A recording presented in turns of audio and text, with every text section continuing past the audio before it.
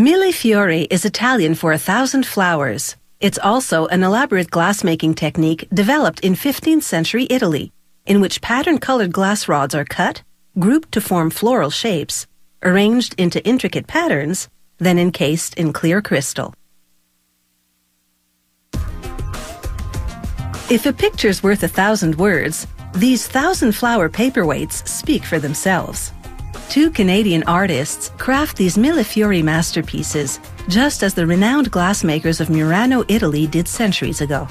A mix containing silica sand, soda ash, and lime is heated to 1300 degrees Celsius, melting it into lead-free liquid crystal.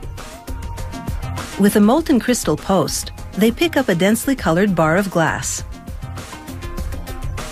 They roll and shape the white color bar while stabilizing the post with cold water. Then, with a torch, they preheat an aluminum mold of a flower or other motif. Preheating the mold helps the glass flow into it more easily and assume the shape in greater detail.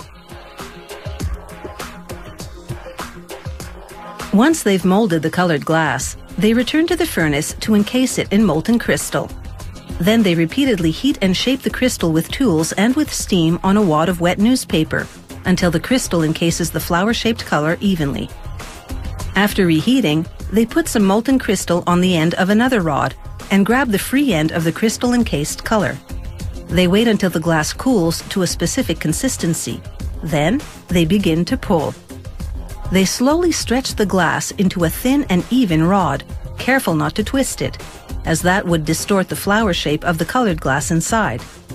This produces what's called a Murini cane, a clear crystal rod with a colored flower-shaped center. Once the Murini solidifies, they nip it into manageable lengths. Then they take Murini of different colors and designs, cut them into short rods, and bundle them into a pattern called a complex Murini. They preheat the complex Murini in a kiln to prevent shock-induced cracking. They now pick it up with a hot crystal post and, after removing the bundling wires, heat and work the group of glass rods into one. They now stretch this complex Murini into what's known as complex Murini cane.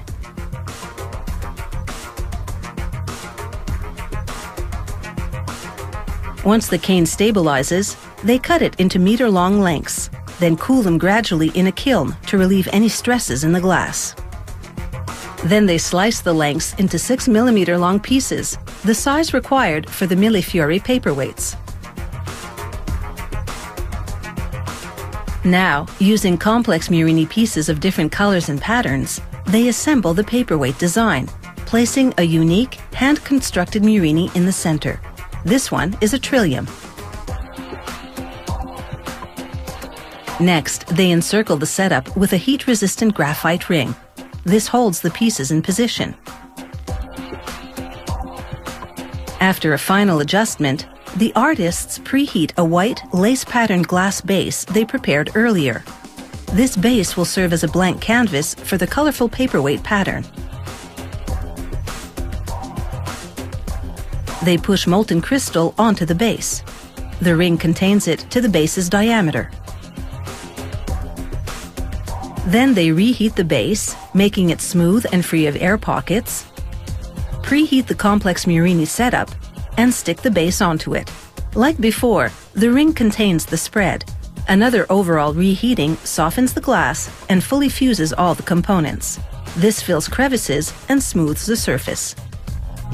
Now they return to the furnace to encase this paperweight core in molten crystal. Using standard glass-making techniques, they work the crystal to a bulbous shape. Then on the bottom, they form a break-off point. A sharp tap on the rod cracks the glass at that point, separating it from the rod. They heat the break-off point and insert a piece of cane bearing the artist's initials. After a 12-hour controlled cooling in the kiln, they grind the base level. Then they polish away the scratches left by the grinding wheel. After a thorough inspection, these magnificent Millefiori paperweights are ready to be shipped to art glass collectors worldwide.